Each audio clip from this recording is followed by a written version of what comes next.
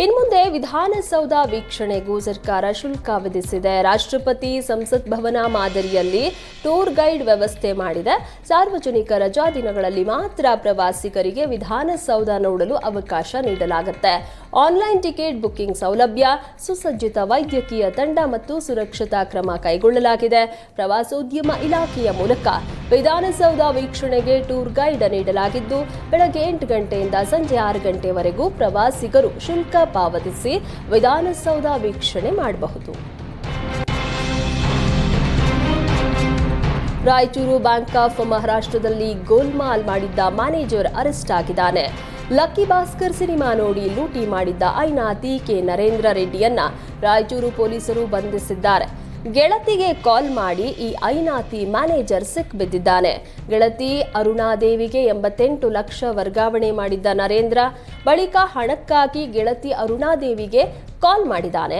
ಈ ವೇಳೆ ಲೊಕೇಶನ್ ಪತ್ತೆ ಹಚ್ಚಿದ ಪೊಲೀಸರು ಮ್ಯಾನೇಜರ್ ನರೇಂದ್ರ ರೆಡ್ಡಿ, ಅರುಣಾದೇವಿ ಪೊಲೀಸ್ ವಶಕ್ಕೆ ಪಡೆದಿದ್ದಾರೆ. ಬಂಧಿತರಿಂದ 79,25,000 ರೂಪಾಯಿ ಜಪ್ತಿ ಮಾಡಲಾಗಿದೆ. ಮಾರ್ಚ್ 7ರಂದು ದೂರು ದಾಖಲಾಗ್ತಾ ಇದ್ದಂತೆ ಮ್ಯಾನೇಜರ್ ಎಸ್ಕೇಪ್ ಆಗಿದ್ದ. ಚಿನ್ನದ ನಕಲಿ ಖಾತೆಗಳನ್ನು ಓಪನ್ ಮಾಡಿ 10,97 ಲಕ್ಷ ರೂಪಾಯಿ ಹಣ ಲೂಟಿಸಿದ್ದ ಈ ನರೇಂದ್ರ ರೆಡ್ಡಿ. ಕರುನಾಡಿನ ಅನ್ನದಾತರಿಗೆ ಬೆಲೆ ಇಳಿಕೆ ಶಾಕ್ ತಟ್ಟಿದೆ. ಕೆಜಿ ಟೊಮ್ಯಾಟೋಗೆ 2 ರೂಪಾಯಿ, ಬದನೆಕಾಯಿಗೆ 3 ರೂಪಾಯಿ ಇಳಿಕೆಯಾಗಿದೆ. ಎಪಿಎಂಸಿ ಮಾರ್ಕೆಟ್ಗೆ ತರಕಾರಿ ತಂದ ರೈತರಿಗೆ ಆಘಾತವಾಗಿದ್ದು, ದರ ಕುಸಿತದಿಂದ ಕಣ್ಣೀರು ಹಾಕಿದ್ದಾರೆ. 20ರಿಂದ 30 ಕೆಜಿ ಟೊಮ್ಯಾಟೋ ಟ್ರೇಗೆ 50 ರೂಪಾಯಿ ಬೆಲೆ ಇದ್ರೆ 17 ಕೆಜಿ ಬದನೆಕಾಯಿ ಟ್ರೇಗೆ 50 ರೂಪಾಯಿ ದರ ಇದೆ. ಗದಗ ಎಪಿಎಂಸಿ ಮಾರುಕಟ್ಟೆಯಲ್ಲಿ ತರಕಾರಿ ದರ ಕುಸಿತಕ್ಕೆ ಅನ್ನದಾತರೇ ಕಂಗಾಲಾಗಿದ್ದಾರೆ. ಮಾರ್ಕೆಟ್ನಲ್ಲೇ ಟೊಮ್ಯಾಟೋವನ್ನ ಸುರಿದು ಆಕ್ರೋಶ ಹೊರಹಾಕಿದ್ದು, ಸರಿಯಾದ ರೇಟ್ ಸಿಗ್ತಾ ಇಲ್ಲ ಅಂತ ರೈತರು ಮಾರಾಟಕ್ಕೆ ಮುಂದಾಗಿದ್ರು. ಜನರೇ ಹೊರಗೆ ಆಹಾರ ಸೇವಿಸುವ ಮುನ್ನ ಎಚ್ಚರ. ಬಾಗಲಕೋಟೆಯಲ್ಲಿ ಆಹಾರ ಸುರಕ್ಷತೆ ಮತ್ತು ಗುಣಮಟ್ಟ ಇಲಾಖೆಯ ಅಧಿಕಾರಿಗಳು ದಾಳಿ ವೇಳೆ ಅಚ್ಚರಿ ಅಂಶ ಪತ್ತೆಯಾಗಿದೆ. ಬಾಗಲಕೋಟೆ ಜಿಲ್ಲೆಯಲ್ಲಿ ಹೋಟೆಲ್, ಬೀದಿ ಬದಿ ವ್ಯಾಪಾರಸ್ಥರು, ಕಿರಾಣಿ, bar and restaurant, bakery, hostel ಸೇರಿ ಹಲವೆಡೆ ದಾಳಿ ಮಾಡಲಾಗಿತ್ತು. ಈ ವೇಳೆ ಕಲಬೆರಕೆ ಸೇರಿದಂತೆ ಆಹಾರ ಗುಣಮಟ್ಟ ಇಲ್ಲದೆ ಇರೋದು ಬೆಳಕಿಗೆ ಬಂದಿದೆ. 1111 ಮಾದರಿಗಳ ಸಂಗ್ರಹ ಮಾಡಲಾಗಿತ್ತು.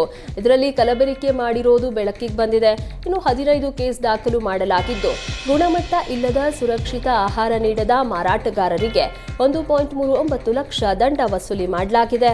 15 ವ್ಯಾಪಾರಿಗಳ ವಿರುದ್ಧ ಜಿಲ್ಲಾಧಿಕಾರಿಗಳ ನ್ಯಾಯಾಲಯದಲ್ಲಿ ಪ್ರಕರಣ ದಾಖಲು ಮಾಡಲಾಗಿದೆ.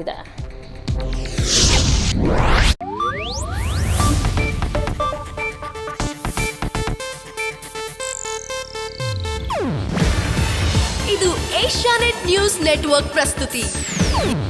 ನೀವು ನೋಡ್ತಿದ್ದೀರಾ ಏಷ್ಯಾನೆಟ್ ಸುವರ್ಣ ನ್ಯೂಸ್.